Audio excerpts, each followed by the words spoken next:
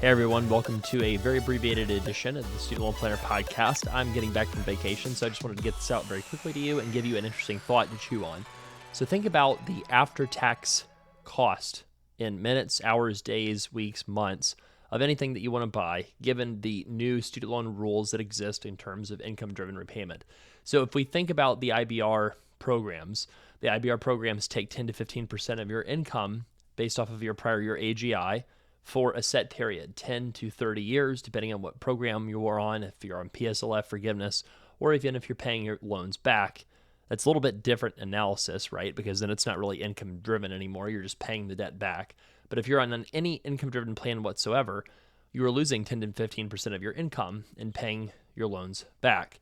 Now, what that does is it increases the value of being able to deduct things in your taxes to lower the actual cost of doing certain things. Such as, if you can buy a car, if you want to buy a car, it's a lot cheaper if you can figure out a way to run that car expense through your business, possibly through to section or bonus depreciation, if you're able to run leases through your business, etc. So these kinds of things, it matters a big deal if your tax rate is in the 50 or 60% range, which if you count IDR, it really pretty much is. So think about if you're 32% federal, maybe you're making more than $400K as a couple. Maybe you're in 5 to 7% state, so you're already at 40. Now add 10 to 15% for income-driven repayment. Now you're at 50 to 55. So if you think about, what is the cost of buying, let's say, a brand new luxury SUV? Let's say it's $75,000 or so, right? If you are in a 55% tax bracket and you're not deducting that on your taxes, that $75K actually costs you more like $160 to $165K of pre-tax income.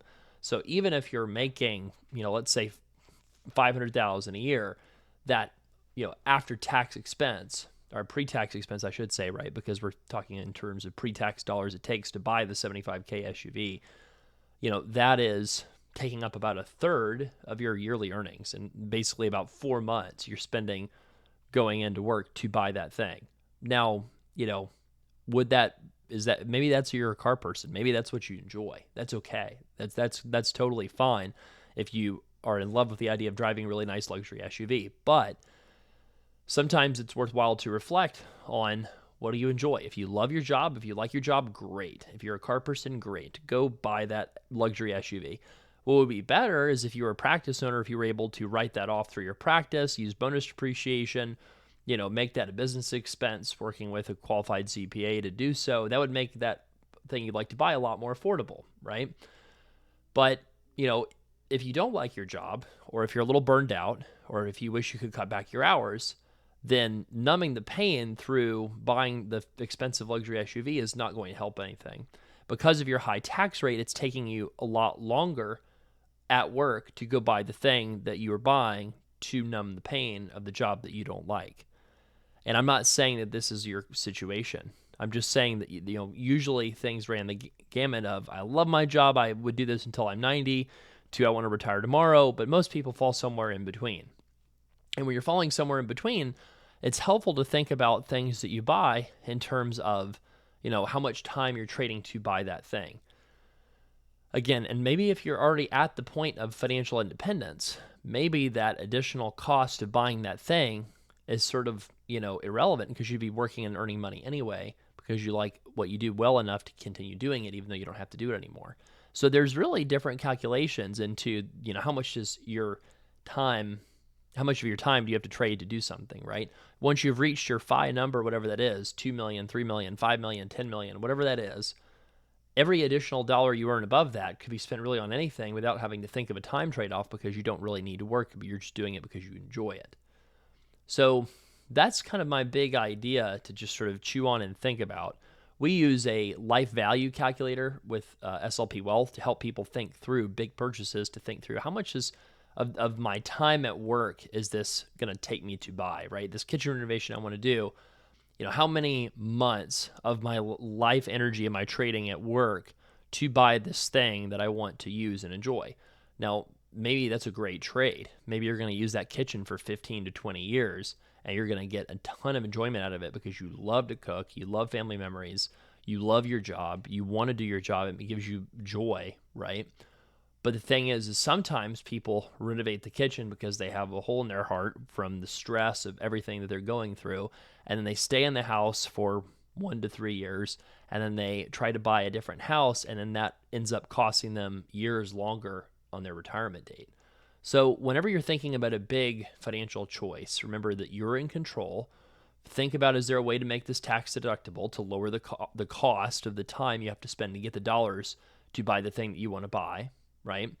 Think through, how can I temporarily do things that, max out pre-tax accounts, or, do certain things that recognize that the 10 to 15% hit on your income you're taking from income-driven repayment usually is temporary, be it for 10, 50, 20, 30, 25 or 30 years. What can you do to shift income into, tax-deferred accounts to protect yourself while you're in this much higher tax bracket, right? Like maxing out your pre-tax accounts, for example, HSAs, et cetera. And, as we enter this period of some borrowers being required to pay for much longer, I would predict that in some ways,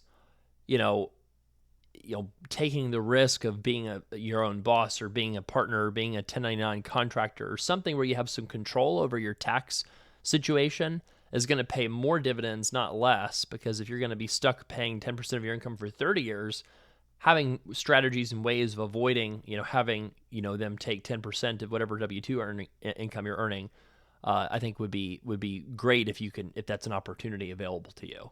And if it's not, that's totally okay. You can avoid most every, financial struggle that I've seen by simply paying attention to your housing expenses and your car expenses. By avoiding big mistakes of those two, you can have way less stress, way more calm in your life, not be stressed financially, not be strapped or worried, and make lots of, progress towards exactly where you want to be financially. So, very quick episode today. I would love to hear your questions, whatever's on your mind right now. If you want to ask, go to studentloanplanner.com/voicemail and, ask away. We do have much better consult availability now. So if you need to get a student loan consult, go to studentloanplanner.com/book. And that's pretty much all for now. We're noticing them to slowly roll out some more updates on their recently passed OBBB Act. We're seeing some stuff about the removal of partial financial hardship requirements and IBR. That's showing up on the student aid website, which is good to see. But we expect this is going to take some time. And we also saw there was some recent rules that came out about PSLF eligibility, where, as expected, the administration is trying to, limit PSLF eligibility to block institutions or employers, nonprofit employers that they don't agree with. And so we're going to be following through, and what they would say is, the definition they said was, employers that have committed illegal acts, basically. So that's going to be litigated. That's going to be battled over in the courts. We'll keep you updated on those things. For now, ask away if you have any questions on student loan stuff, studentloanplanner.com/voicemail. And thank you so much for listening to the Student Loan Planner podcast. Are you on the free Student Loan Planner email list? If yes, you could upgrade your experience and discover student loan loopholes so good they might get repealed if I talk about them publicly. Find out my very best thought leadership that I really just can't be super open about anymore, unfortunately. If you want to get our very best tips, not just the ones that I can share for free, then go to studentloanplanner.com/insider to get a special discount for your year membership. That's studentloanplanner.com/insider and get our very best dozens of bonus content and tips that's going to save you money and get you out of student debt faster. And if you're already an SLP Insider, please reply back to those emails and let me know how I can make it even more valuable.